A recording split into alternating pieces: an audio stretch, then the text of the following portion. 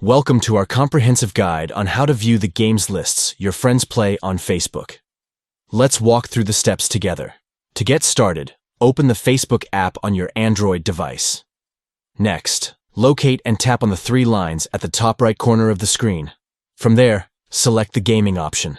Once you're in the gaming section, scroll down until you find the games lists. This is where you can easily view the games that your friends are currently playing. Simply scroll through the list to discover the games they're enjoying. By following these straightforward steps, you can stay in the loop with the games your friends are engaged in on Facebook.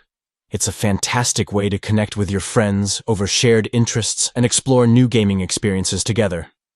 Keep up to date with your friends' gaming activities by accessing their games lists effortlessly.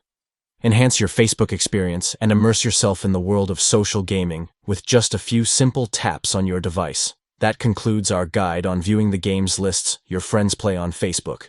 Stay tuned for more tips and tricks to make the most out of your social media and gaming interactions. Happy gaming!